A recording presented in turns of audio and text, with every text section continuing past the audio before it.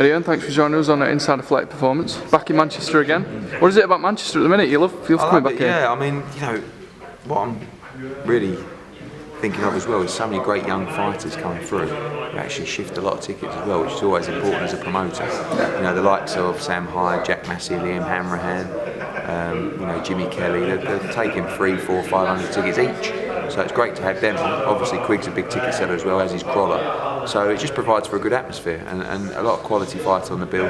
Great to bring Anthony Joshua here for the first time. I think people are going to be excited to watch him fight as well, and a couple of really good trade 50-50s on the TV show as well in Eggington against Vassell, another Manchester fighter, and Cardle against Goodens. What kind of fight can we expect for the main event, Scott Quigg against I think it's Mbunda?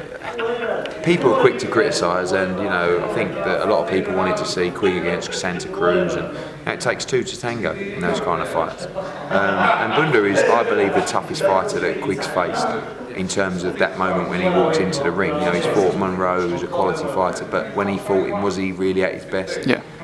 Salinas is a quality fighter as well, but Mbunda is a former world champion at bantamweight, moved up to super bantamweight, won titles there, and he's ready. He's game. They believe they can win this fight. So I think sometimes Scott doesn't really get the credit he deserves. I think the Munyai performance was stunning, and he's a quality fighter. Munyai. If people want to knock Mbunda, they can't knock Munyai, but personally I feel Mbunda will beat Munyai. So I just think that we should embrace fighters and the quality of them rather than just constantly. It's a bit like Kell Brook, people tweeting him like this week saying, you're going to get knocked out, I hope you look, and it's Brits, and it's like, you've got to remember this guy is at he's in a hotel on the other side of nearly the world, preparing for the moment of his life, and he's got people like telling him he's going to get knocked out and I hope you get better, and these are just the Brits. I don't understand it. Where's the logic? But it's the mentality of I don't know whether it's the country or what, but it's weird to see. I just think you should get behind the quality fighters, and Scott Quigg is a quality fighter. You spoke up on the stage about you were close to securing a unification fight with either Leo Santa Cruz or Kiko Martinez or perhaps Frampton. How confident are you of securing those type of fights further down the line? It takes two to tango, and a lot of it's about timing. Carl Frampton wants to go out and he wanted to go his own route and win a world title, and they've done a great job to get Kiko Martinez over. Do you think he'll win that fight? I do, yeah. I do think it's a tough fight because I think it's a different Martinez than he beat last time. But I'm desperate for him to win that fight because I think Frampton is a fighting man. I think he will accept the Quigg fight, and I don't think Leo Santa Cruz would, because it's all about risk reward, in this game, and fans have got to understand as well. As much as the fairy tale of get in there and fight anyone, don't care about the money, it's all about being the best. You've got to get real. Yeah. There has to be the reward in the fight, and because Quigg is not well known in America, and Frampton is not well known in America, and the division is not as fruitful, Santa Cruz against Frampton, Santa Cruz against Quigg probably generates the same kind of revenue as Santa Cruz versus anyone. That's so right. therefore, the purse for Santa Cruz won't change that much for fighting Frampton or Quigg. So why should he? That's the difference. I'm not saying he doesn't fancy the fight, because I'm sure he does.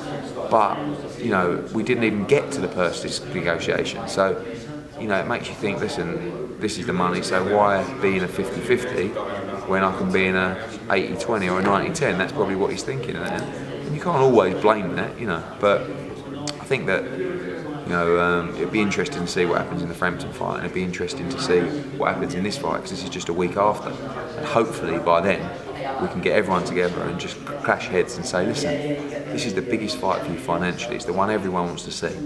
Let's make it happen, because it's a wonderful fight. I mean, it's wonderful. The amount of people I've seen on Twitter say that that's the one fight they want to see in 2015. It's got to happen, hasn't it? The problem is that it's a fight that the fight community want to see, but it's not necessarily a fight that the general public want to see. Right. Because they're both quite not big enough just yet. It's not Frochgrove. No. It's not Brook Khan. It's just underneath that. It's a great trade fight. Yeah. But it will become bigger as time. It's not quite a superstar fight yet. No, I mean, ultimately, it's not a pay-per-view fight. If it was, it would have happened already, in my opinion. But both are very good fighters. Both are getting better and better, and it has to happen. And I'm sure it will. A word on Anthony Crawler. Obviously, he's got a tough test against Diaz, Camilo Diaz. What can we expect from Diaz? I think you can expect a quality fighter. He's turned into a fighter that fights top quality fighters. How much ambition will he have? I think a lot early in the fight. If the going gets tough, we'll have to see. But what I'm quite impressed about Anthony is that we were so close to getting the Abril fight and we couldn't get it. But he's really just waiting in the rings now for a world title fight. But he didn't want an 8 or a 10 round or an easy touch. You know, and Diaz has got 11 losses, but 7 of them were like in his first 10 fights. I mean, they just sling you in Mexico. Do you know what I mean? Yeah. And obviously he's got wins over Guerrero, fights against Soto.